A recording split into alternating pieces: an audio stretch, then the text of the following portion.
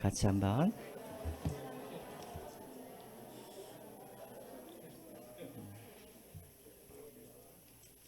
의찬이 왔나요 오늘?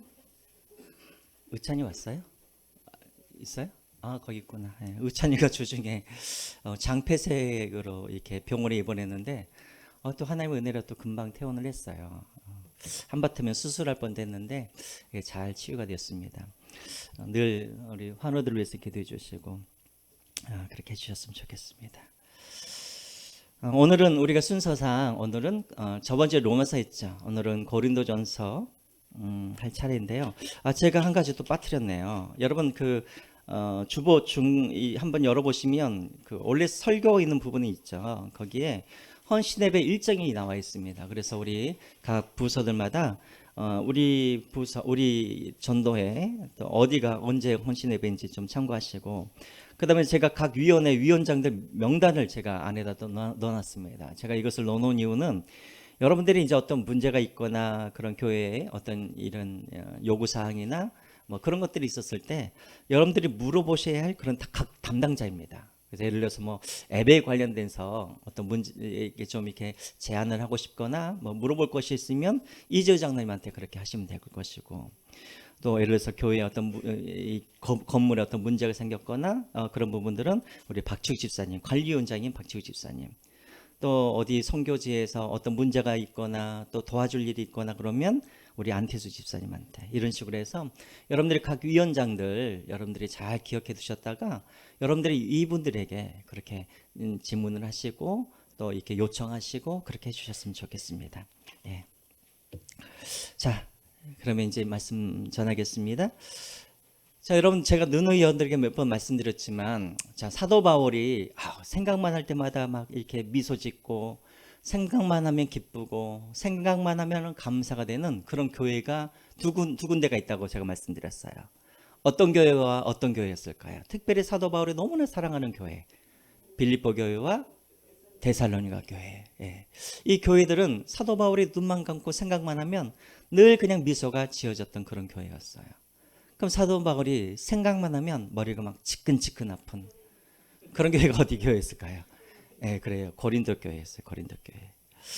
오늘 일이 바로 이제 그 고린도 교회를 할 차례예요. 고린도전서가 그 내용인데, 이 고린도 교회는 언제 세워졌냐면 사도 바울이 1차, 2차, 3차 전도 여행을 했거든요. 그 중에서도 2차 전도 여행을 할 때 사도 바울이 세운 교회가 바로 이 고린도 교회입니다.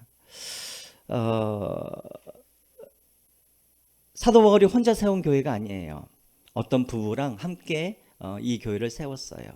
이 부부는 어떤 부부냐면 로마에 있던 사람들이었는데 로마에서 쫓겨나와 가지고 이 고린도에서 사도 바울을 만나서 함께 이 고린도 교회를 함께 세웠어요. 이 부부의 이름은 무엇일까요? 저는 아나니아와 삽비라 할 줄 알고 깜짝 놀랐어요. 브리스길라와 아굴라죠. 이 두 부부가 이 고린도에서 만나서 함께 고린도 교회를 함께 그렇게 개척을 했었습니다. 그런데 이제 한 가지 특징이 있어요. 고린도 교회의 특징은 뭐냐면 다른 교회들은 보통 뭐 몇 개월 정도 이렇게 머물다가 교회 지으면 사도 바울이 더 떠나고 이런 식으로 했는데, 이 고린도 교회는 사도 바울이 얼마나 머물렀냐면 1년 6개월 정도 머물렀어요.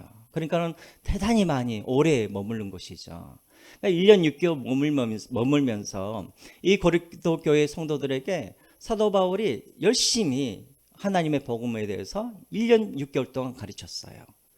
그러니까 여러분, 고린도 교회 성도들이 얼마나 하나님에 대한 지식들이 얼마나 많았겠어요. 그렇죠?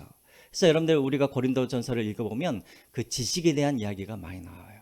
그러니까 고린도 교회들이 하나님에 대한 그런 교리라든가 그런 지식이 아주 많았던 교회였어요. 또 고린도 교회는 지식만 있었던 것이 아니라 교회 안에 많은 성령의 은사들이 있었어요.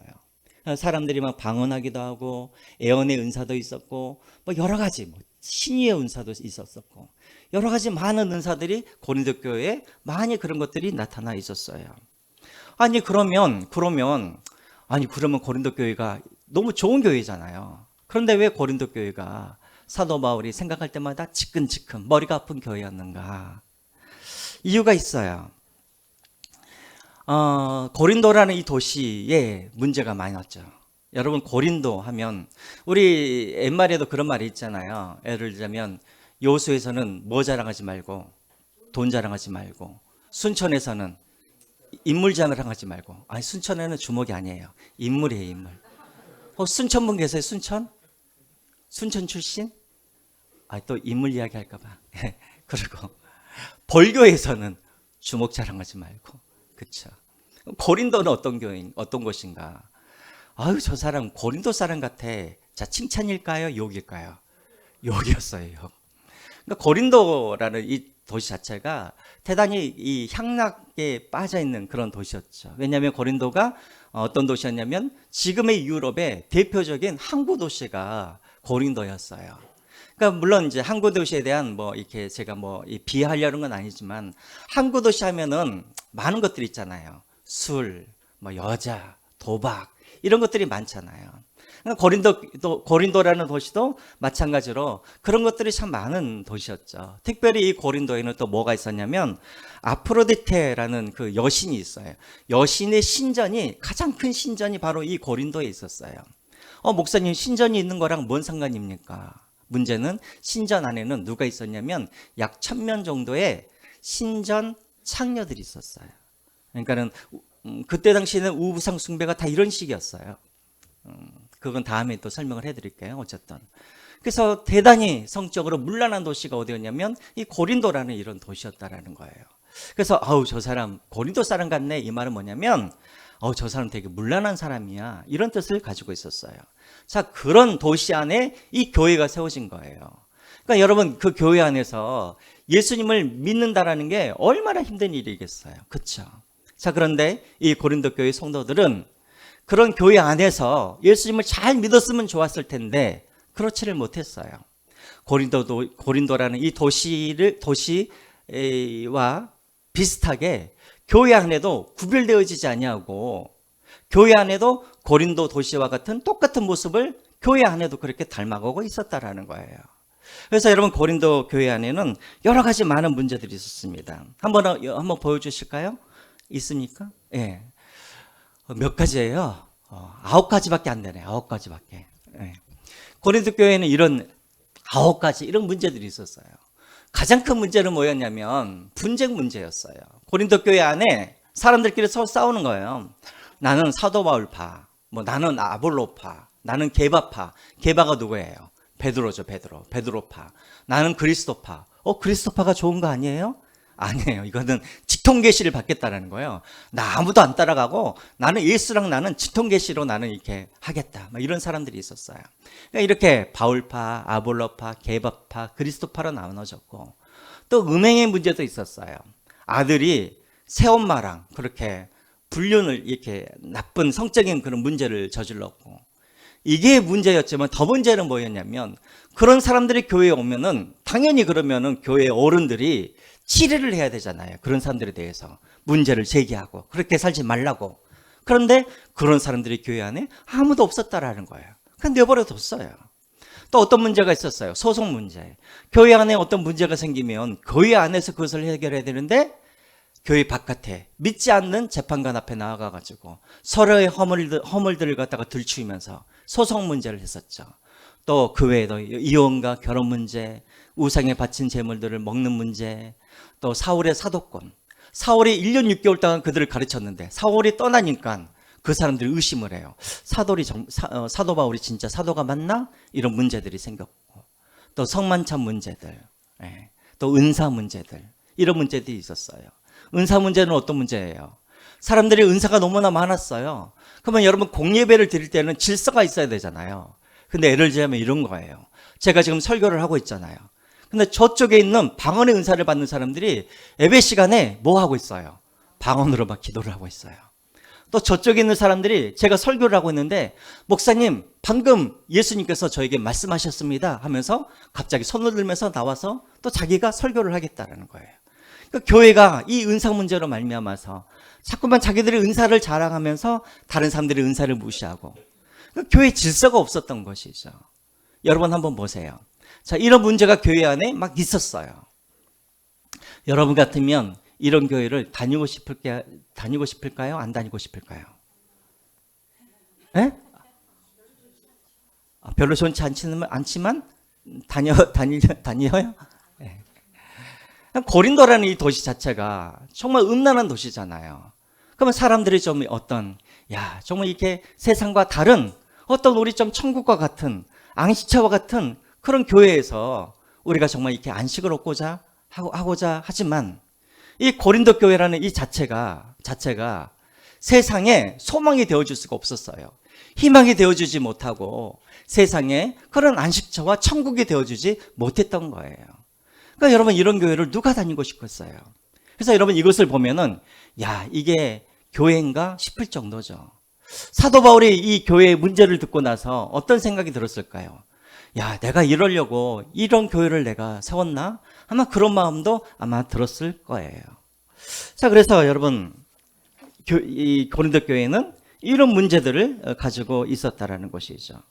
그럼 우리가 이제 질문을 하죠. 목사님, 그럼 우리가 왜 이렇게 은혜도 안 되는 이 고린도 교회의 문제를 다루고 있는 이 고린도전서를 우리가 왜 읽어야 됩니까? 여러분, 왜 우리가 고린도전서를 읽어야 돼요? 이렇게 문제가 많은데. 왜요? 문제가 있으면 그 안에 뭐도 있어요? 네? 해답이 있죠. 그렇죠? 이 고린도 교회의 이 문제들은 이 지상에 있는 모든 교회들이 다 있을 만한 그런 문제를 종합 세트처럼 이 고린도전서가 다 고린도 교회가 가지고 있는 거예요. 그래서 여러분 이 고린도 교회의 이 문제를 다루고 있는 이 고린도전서를 여러분들이 읽어보면 문제가 있는 곳에 뭐도 있어요? 해답도 있는 거예요. 그래서 우리 교회에 어떤 문제가 생긴다고 한다면 고린도 교회를 읽어보면 돼요. 고린도 교회를 읽어보면, 전서를 읽어보면 거기에 해답이 나와 있는 거예요. 이해가 되시죠? 자, 그래서 여러분 우리가 고린도전서를 읽어야 할 이유가 바로 거기에 있어요. 해답을 찾기 위하여서. 그래서 우리 교회가 정말 문제가 많이 있다고 한다면 천국과 같은 그런 교회가 되기 위하여서 우리가 어떻게 해야 되는가, 그 해답이 없는가, 어디에 있는가, 그것을 찾으려고 한다면 고린도전서를 읽으면 된다라는 거예요. 자, 그러면 사도 바울의 해답이 무엇이었을까요?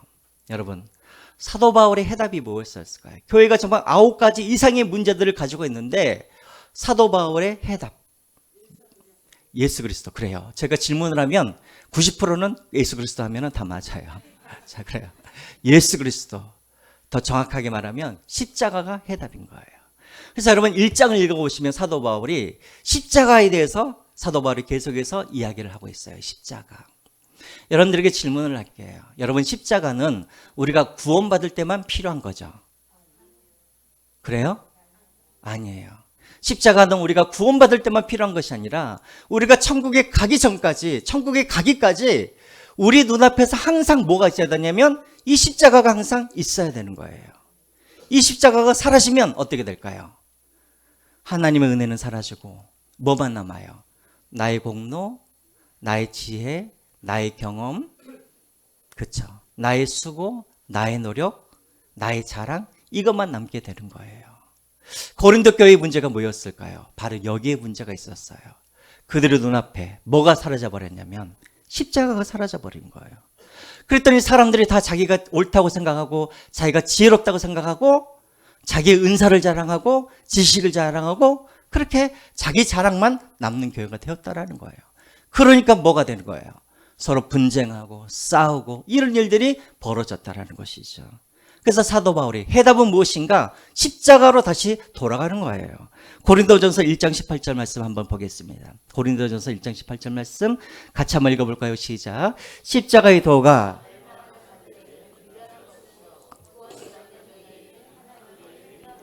24절과 25절도 계속 읽겠습니다. 시작. 오직 부르심을 받은 자들에게는 유대인이나 헬라인이나 그리스도인은 하나님의 능력이요 하나님의 지혜니라. 25절.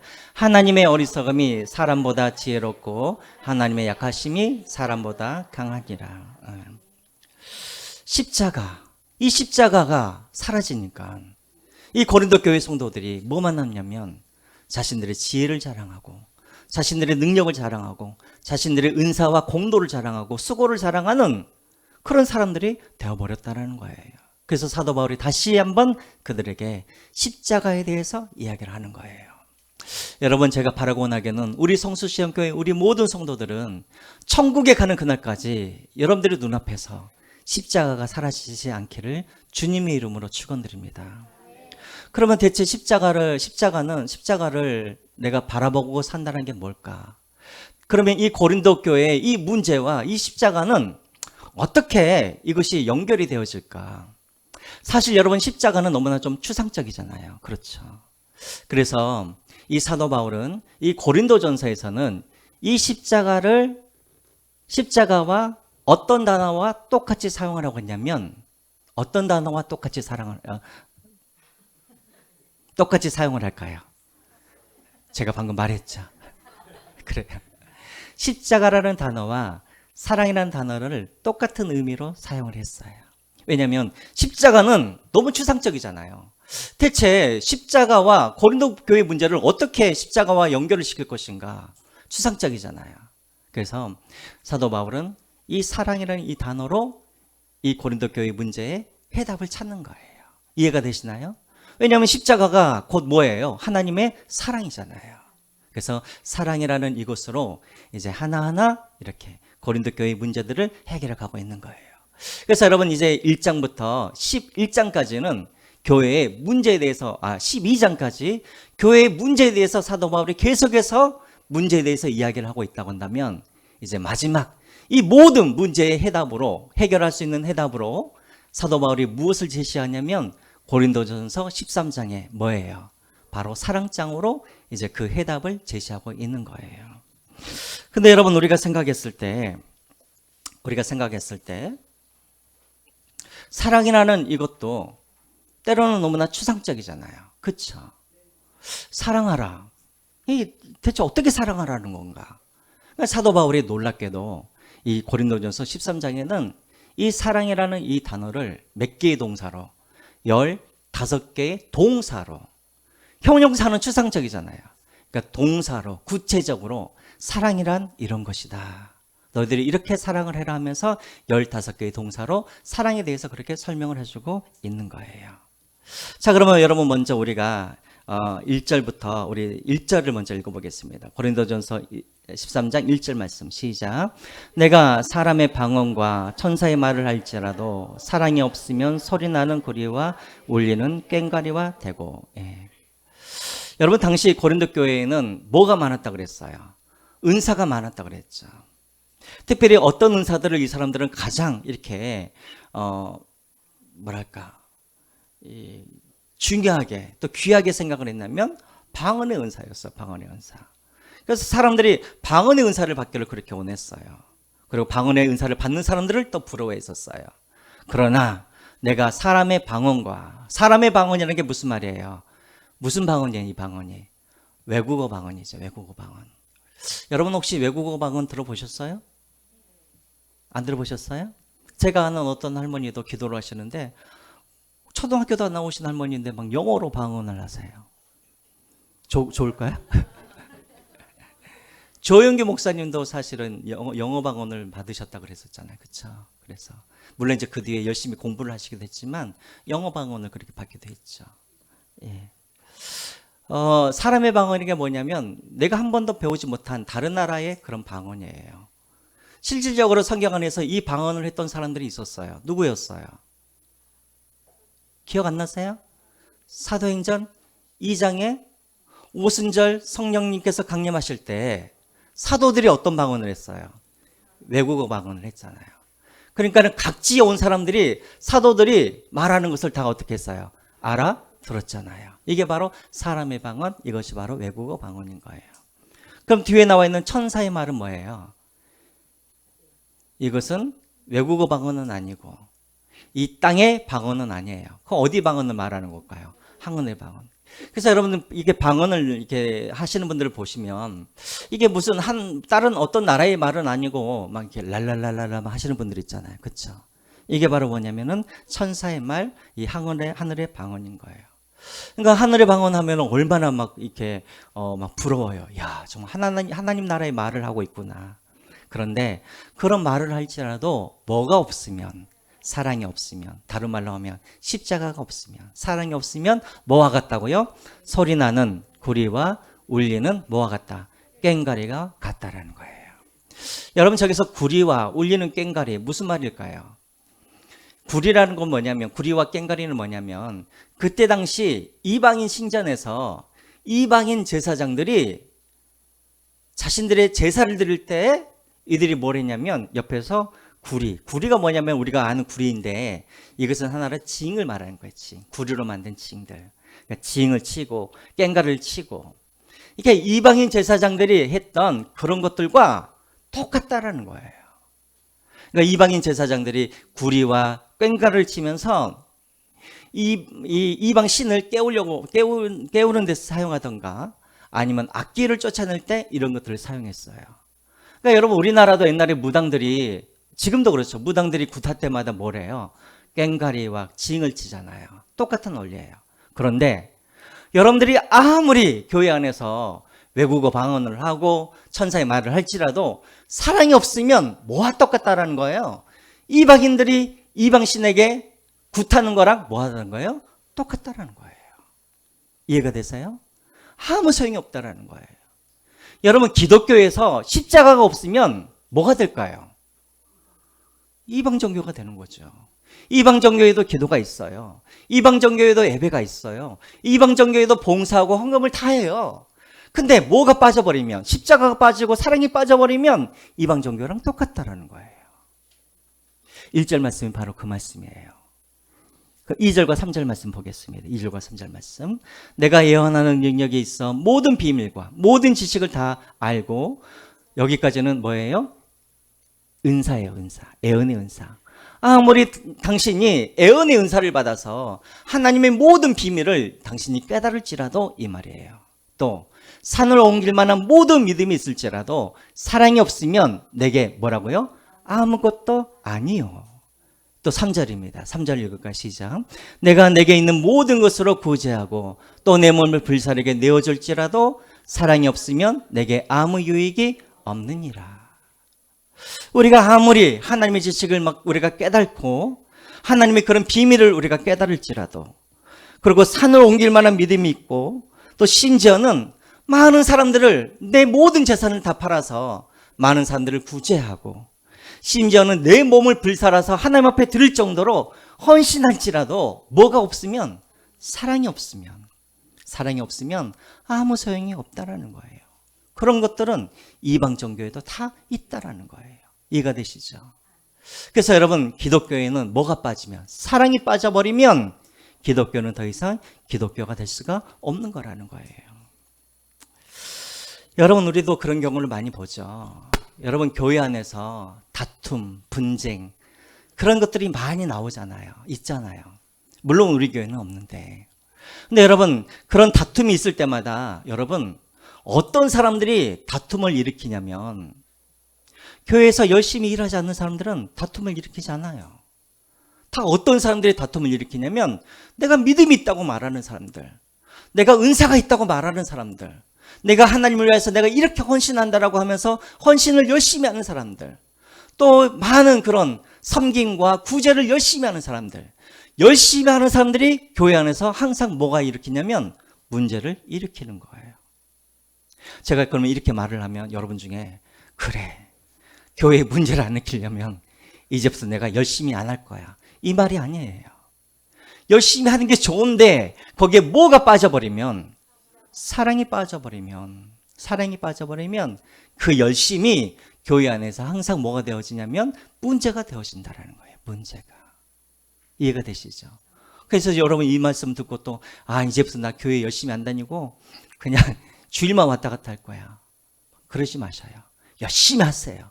열심히 하시되, 그러나 항상 뭐가 있어야 된다고요? 사랑이 있어야 된다고요. 그래야 다른 사람들에게 그 열심이 유익이 되어지고, 그리고 그 열심이 교회를 세워가는 턱스러운 그런 열심이 되는 거예요. 자, 여기까지 사도 바울이 이야기하고 있어요. 왜 사랑이 중요한가? 사랑이 빠져버리면 우리의 헌신, 우리의 수고, 우리의 지식, 우리의 모든 것들이 아무 수고가 없다라는 거예요. 자, 그러면서 이제 4절부터 7절까지 이제 사랑이 무엇인가에 대해서 구체적으로 동사를 가지고 이제 사랑에 대해서 설명을 하는 거예요. 자, 오늘 시간이 너무 많이 가기 때문에 이것을 다 제가 설명할 수는 없고 그냥 굵직굵직한 것만 몇 개만 제가 설명을 하고 넘어가겠습니다.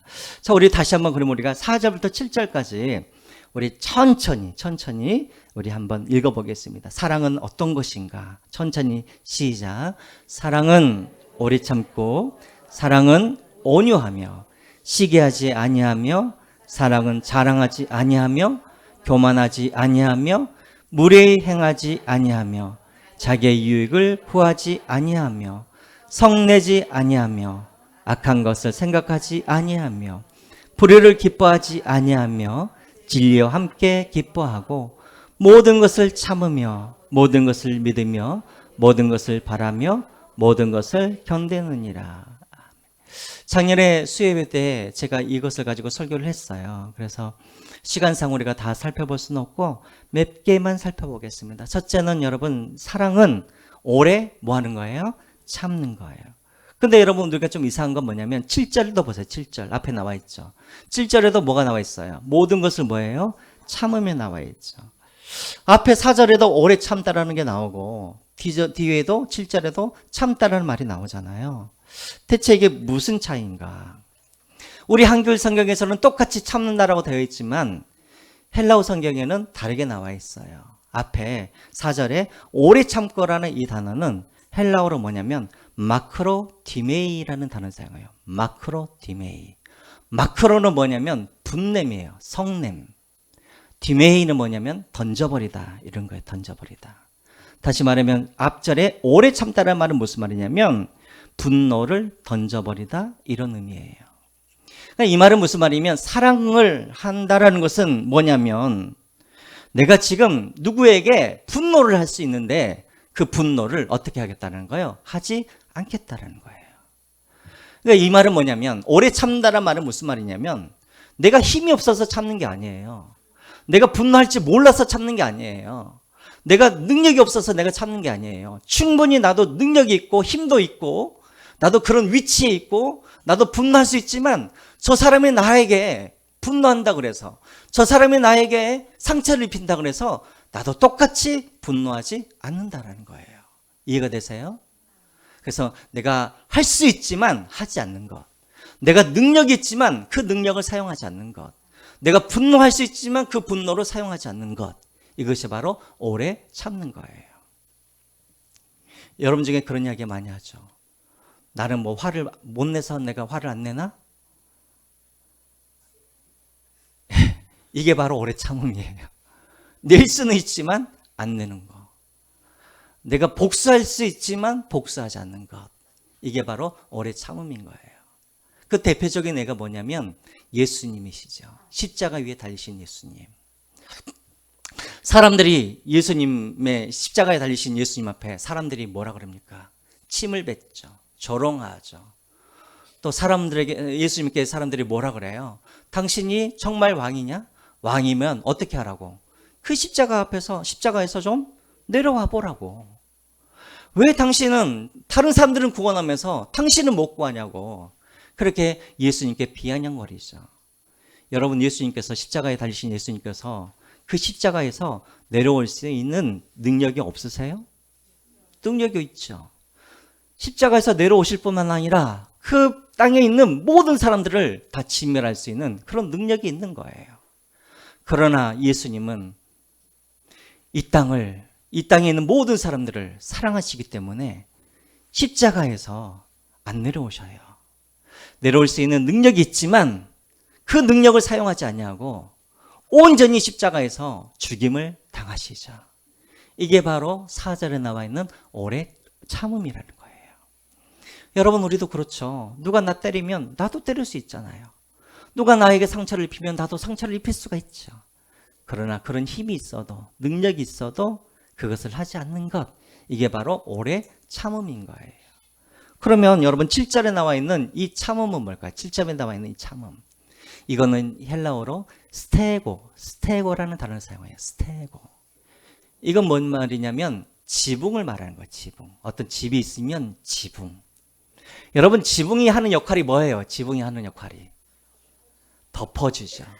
그리고 막아주죠. 이게 바로 지붕인 거예요. 그래서 여기서 7절에 참다라는 말은 뭐냐면 덮어주다는 의미가 있어요.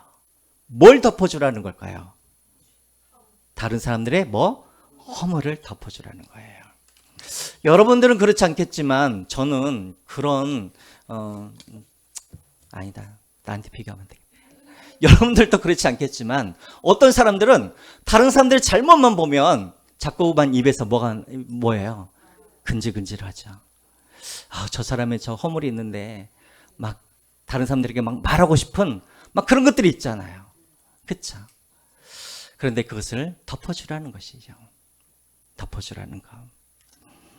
흉을 보지 말라는 거예요. 다른 사람들이 흉을 보지 말고 다른 사람들의 허물을 덮어주라. 이게 바로 이 참다라는 의미예요. 참 참기 힘든 거죠. 참으라는 거예요. 예수님을 한번 보세요. 요한복음 16장에 보면은 예수님께서 베드로를 갈릴리 호수에서 다시 만나잖아요. 그렇죠? 예수님께서 베드로를 만나시자 첫 번째 예수님의 말이 뭐였어요? 야, 너 그때 너 대제사장의 집 앞에서 왜 나를 3번 부인했어? 예수님께서 그렇게 하셨어요? 아니요. 묻지 않으셨어요. 어떻게? 그냥 네가 나를 사랑하느냐? 네가 나를 사랑하느냐? 네가 나를 사랑하느냐? 3번 그렇게 물으시고 그렇게 넘어가셨잖아요. 그렇죠? 누가복음 15장에도 보면은 탕자가 돌아왔을 때 아버지가 야, 잠깐만. 너 내 돈 다 어디 갔어? 물어봤어요? 안 물어봤어요. 너 그때 왜 나한테 재산 달라고 그랬어? 절대 안 물어보세요. 아버지가 탕자가 돌아오자 그냥 발을 씻겨주고 목욕시켜주고 반지 끼워주고 잔치 베풀어주고. 그렇죠? 이게 바로 참다예요. 참다. 덮어주다, 허물을 덮어주다. 이런 의미인 것이죠. 그 다음에 여러분 그 다음에 보시면 사랑은 오래 참고 사랑은 뭐하고 사랑은 온유하며. 예. 온유하다는 말이 뭘까요? 온유하다. 온유하다는 말은 친절을 베풀다는 말이에요. 친절을 베풀다. 그러니까 여러분 이 말은 무슨 말이냐면 아까 우리가 오래 참다라는 건 뭐냐면 내가 누군가에게 화를 낼 수 있지만 내가 화를 안 내는 것 이것이 오래 참다라고 그랬죠. 이것은 어찌 보면 약간 소극적인 태도예요. 온유는 뭐냐면 친절을 베푸는 거예요. 누구에게? 내 원수에게 친절을 베푸는 거예요. 그래서 오래 참는 것보다도 온유는 뭐냐면 더 적극적으로 사랑을 표하는 거예요. 그러니까 여러분 한번 보세요. 누군가가 나에게 상처를 입혔어요. 오래 참는 건 뭐냐면 나도 누군가에게 상처를 입힐 수 있지만 상처를 안 입히는 게 오래 참는 거예요. 그러면 온유는 뭐냐면 나에게 상처 입은 사람에게 내가 가서 내가 밥 한 끼 살게 하면서 밥을 한 끼 사는 게 온유예요. 놀랍죠? 이게 바로 온유라는 거예요, 여러분. 그 대표적인 사람이 누구예요? 바나바? 네, 그럴 수 있죠. 요셉도 그렇죠, 요셉. 그렇죠. 요셉 같은 경우에는 형들에 의해서 팔려갔잖아요. 그렇죠. 팔려가서 온갖 고생을 다 했잖아요. 그리고 요셉이 총리가 된 다음에 형들을 애굽 궁궐에서 형들을 만나게 되어지죠. 자, 그런데 요셉이 형들에게 어떻게 합니까? 형들의 모든 필요들을 다 채워주죠. 그들에게 양식을 주고 또 그들을 애굽으로 초대하여서 거기서 살 수 있도록 그렇게 해주잖아요. 이게 바로 뭐냐면은 온유라는 거예요. 그래서 단순히 저 사람들을 내가 참는다 이 정도가 아니라 그 내 원수에게 내가 사랑까지도 베풀어주는 것, 선대하는 것, 이것이 바로 온유라는 거예요. 저는 우리 성수시험교회 우리 성도님들이 참는 그런 정도에서 끝나는 것이 아니라 이 온유의 수준까지 나아갔으면 좋겠어요. 내 원수에게 떡 하나 더 주고 내 원수에게 밥도 한 번 더 사주고. 그러면 우리 성도님들 중에 우리 밥 한 끼 먹으시다 그러면은 저 사람이 나를 원수로 생각했나? 이렇게 생각하지는 마시고 그렇게 선대하라는 거예요. 선대하라는 거예요. 그리고 이제 계속해서 시기하지 아니하며 또 모든 것을 오래 참고 온유하고 시기하지 아니하며 사랑은 자랑하지 아니하며 교만하지 아니하며 또 모든 것을 뭐죠? 자꾸 왜 앞에 뭐가 났지? 무례히 행하지 아니하며. 여러분 무례히 행하지 않다라는 말이 무슨 말일까요? 무례히 행하지 않다. 헬라어 원어 성경을 보면은 부당하게 대하지 않다 이런 뜻이에요. 부당하게 대하지 않다. 그러니까 여러분 사랑을 하게 되면은요 우리가 예의를 갖춰야 된다는 거예요. 예의를 갖춰야 된다는 거예요. 근데 여러분 우리는 조금 그럴 때가 있죠. 가까울수록 우리가 예의를 잘 안 차릴 때가 있죠. 그렇죠? 가까우니까, 벽이 없으니까, 우리가 가까우니까는 이렇게 무리하게 해도 해도 된다라고 생각하는 사람들이 있어요. 제일 그래서 우리가 무리하게 하는 사람들이 누구예요? 우리 가족들에게 그렇죠. 가족들에게. 그렇죠. 내 아내에게는 내가 무례해도 된다. 내 남편에게는 내가 그냥 아무렇게 해도 된다라고 생각하는 거. 이것은 여러분 사랑이 아닌 거예요. 내 자녀들도 마찬가지고 우리 자녀들도 마찬가지예요. 부모에게. 우리 부모님은 다 이해해 주시겠지 하면서 부모에게 무리하게 하는 것, 그것은 사랑이 아닌 거예요. 사랑은 뭐예요? 무례하게 행하지 아니하는 것이에요. 여러분, 오늘 집에 돌아가셔서 정말 여러분들이 사랑해야 할 사람은 누구예요? 여러분들이 정말 가까이 있는 남편, 아내, 자식, 부모잖아요. 그래서 오늘 돌아가시면 숙제. 오늘 여러분들이 돌아가셔서 자녀들에게, 부모에게, 남편과 아내에게 그렇게 여러분들의 사랑을 좀 표현하시기를 주님의 이름으로 축원드립니다. 저도 그런 아버지 밑에서 자랐어요. 우리 아버지 밑에서 자란 우리 아버지는 항상 밖에 나가면 너는 참 좋겠다. 그렇게 좋은 아버지 넌 둬서 그래요. 근데 집에 오시면 맨날 술 드시고 막 그렇게 막 맨날 상 엎으시고 막 그러셨어요. 근데 밖에만 나가면 사람들이 다 그래요. 너는 참 좋겠다. 좋은 아버지 만나서 그래요. 근데 저도 좀 그런 것 같아요. 여러분 그렇죠. 우리 남편분들 특별히 밖에 나가서는 다 좋아요. 다 좋으신 분이에요. 근데 집에서는 참 그래요. 그래요. 사랑은 무례히 행하지 않는 거예요. 또 사랑은 성내지 아니하고. 목사님 어떻게 성을 안 내고 삽니까? 하나님도 화를 내셨고 예수님도 화를 내셨잖아요. 그렇죠? 여기서 말하는 건 뭐예요? 분노에 지배당하지 말라는 거예요. 분노에 지배당하지 말아라. 여러분, 분노에 지배를 당하면 어떻게 되어지냐면 그것이 이제 죄로 연결이 되는 거예요. 물론 화를 내는 동기도 달라야겠지만 사랑해서 분노하는 거랑 그렇지 않은 그런 분노는 우리가 다 알죠.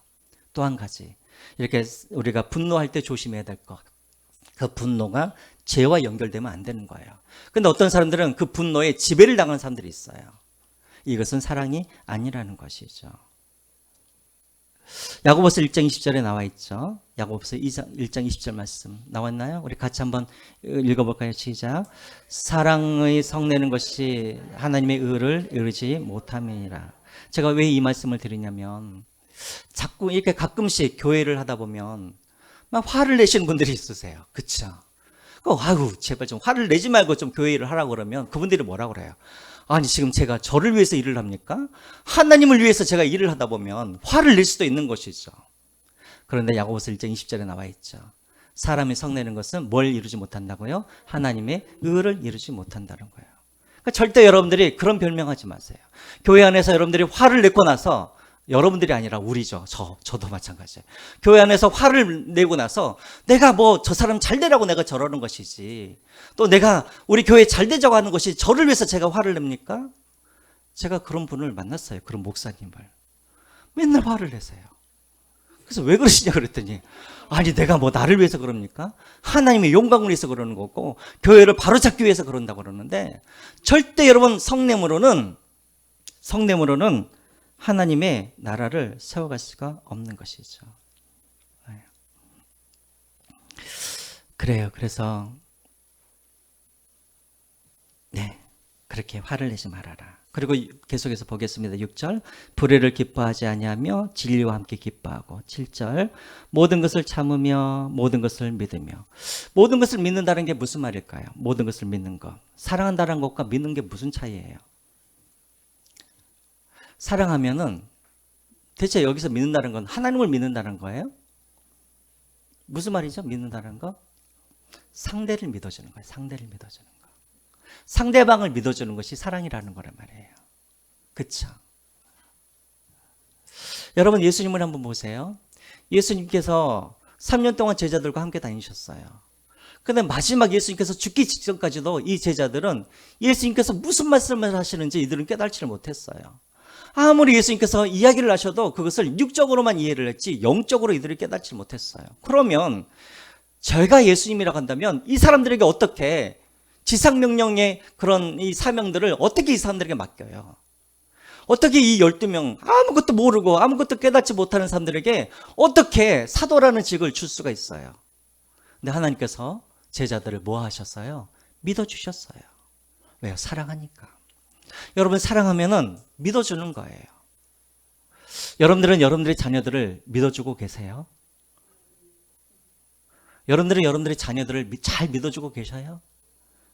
자, 그러면 여러분들은 여러분들의 남편과 아내를 믿어주고 계세요? 내가 몇 년을 속았는데 이러지 마시고 정말 사랑을 하게 되면 여러분 뭐 하냐면 믿어주는 거예요. 믿어주는 거. 예수님께서 제자들 뭘 믿겠어요? 뭘 볼 게 뭐가 있어요? 근데 사랑함으로 그들이 성장할 것을 예수님 믿으시고 그들에게 사도의 직을 주셨어요. 여러분 우리도 마찬가지예요. 저도 목사로, 장로로, 안수집사로, 집사로 하나님께서 여러분들에게 직분을 주셨죠. 왜 주셨어요? 뭘 믿고 주시겠어요? 여러분들을 사랑하시니까. 여러분들이 성장할 것을 믿고 자격이 없지만 우리에게 목사라는, 장로라는, 안수집사라는 그런 직분을 우리에게 맡겨주신 거예요. 그래서 여러분 사랑은 뭐 하는 거예요? 믿어주는 거예요. 또 그 뒤에 나와 있죠. 사랑은 모든 것을 믿으며 모든 것을 바라며. 바라다가 뭐예요? 바라다가 계속해서 소망하는 거예요. 이것도 믿음과 좀 비슷하긴 하지만 바라다. 이건 뭐냐면은 절대 포기하지 않는 거예요. 그 사람에 대해서. 여러분 부부가 잘 살다가 부부가 이혼하는 경우가 있어요. 왜 부부가 이혼을 해요? 더 이상 서로에게 바라는 게 없으면 이혼하게 되는 거예요. 부모들 중에 자식을 포기하는 사람들이 있어요. 왜 자식을 포기해요?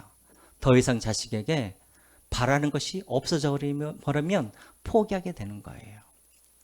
사랑이 있으면 절대 그 사람에 대해서 포기하지 않아요. 계속해서 소망하게 되어지고 바라게 되는 거예요. 저는 여러분들이 정말 서로가 사랑한다고 한다면 서로에게 포기하지 않았으면 좋겠어요. 저 사람 더 이상 이제 안 돼. 저 사람 더 이상 아무리 내가 그 이야기를 해도 절대 내 말 안 들어. 내가 포기해버릴 거야. 이게 사랑이 아니라는 거예요. 끝까지 그 사람 안에 하나님께서 일하고 계심을 보고 끝까지 그 사람을 포기하지 않는 것, 이것이 바로 사랑이라는 거예요. 그래서 여러분 서로가 포기하지 않았으면 좋겠어요. 여러분들도 저를 포기하지 마시고 아이고야 그래요. 저도 여러분들을 포기하지 않고. 왜? 하나님도 우리를 포기하지 않았잖아요. 그렇죠? 그래서 서로가 서로를 포기하지 않았으면 좋겠어요. 구역장들도 어떤 구역을 보면은 맨날 전화하면은 맨날 오겠다고 그러는데 오지 않는 그 사람, 여러분 포기하지 마세요. 사랑을 하면은 계속해서 포기하지 않고 계속해서 바라게 되는 거예요. 마지막으로 사랑은 모든 것을 견디는 것입니다. 자, 여러분 말씀을 맺겠습니다. 여러분 사랑은 은사죠. 사랑은 은사인가요? 어떤 사람들은 사랑을 은사라고 말을 해요. 왜 그러냐면 고린도전서 맨 12장 마지막 절에 그 나와 있는 말씀 때문에 그래요. 근데 여러분 사랑은, 죄송합니다. 제가 다시 한번 찾아볼게요. 네, 그쵸. 12장 31절에 나와 있죠. 너희는 더욱 큰 은사를 삼아라. 내가 또한 가장 좋은 길을 너에게 보이리라. 그래서 어떤 사람들은 이 구절을 가지고 사랑은 은사라고 생각하는 사람들이 있어요. 그래서 어떤 사람들은 목사님, 저는 사랑하지 못하는 이유가 저에게는 사랑의 은사가 없어서 그런 것 같아요. 그러는데 그건 잘못 해석한 거예요, 성경을. 사랑은 은사예요, 아니에요? 은사가 아니에요. 사랑은 하나님의 명령이고 사랑은 성령의 열매인 거예요. 다시 말하면 내 안에 사랑이 있으면 당연히 내 안에 어떤 열매가 맺혀져야 되냐면 이 사랑의 열매가 당연히 맺혀져야 되는 거예요. 동시에 예수님께서 너희들은 사랑하라고 하셨어요. 이것은 하나님의 명령이에요. 그래서 만약에 여러분들 중에 난 도저히 이렇게 사랑할 수 없는데요, 은사를 안 주셔서요, 틀린 말이에요. 은사가 아니라 여러분들이 하나님의 말씀에 순종하지 않은 거예요. 그래서 여러분들이 우리가 사랑하지 않는다고 한다면 그것은 은사 문제가 아니라 내가 하나님 앞에서 회개해야 할 문제인 거예요. 이것은 죄인 거예요, 죄. 그래서 여러분 우리가 15개 이 사랑, 이것을 우리가 우리 삶 속에서 실천하지 않는다고 한다면 내 안에 성령께서 아니 계시거나 아니면 계속해서 성령께서 내게 사랑하라고 하시는데 그 명령에 내가 순종하지 않는 결과이지 은사의 문제는 아니라는 거예요. 이해가 되시죠? 그러므로 여러분 순종하십시오. 순종하시고 사랑하십시오. 이것은 하나님의 명령이고 예수님의 명령이고 여러분들 안에 계시는 성령 하나님의 명령이십니다. 그렇게 사랑하시길 바랍니다. 우리 찬양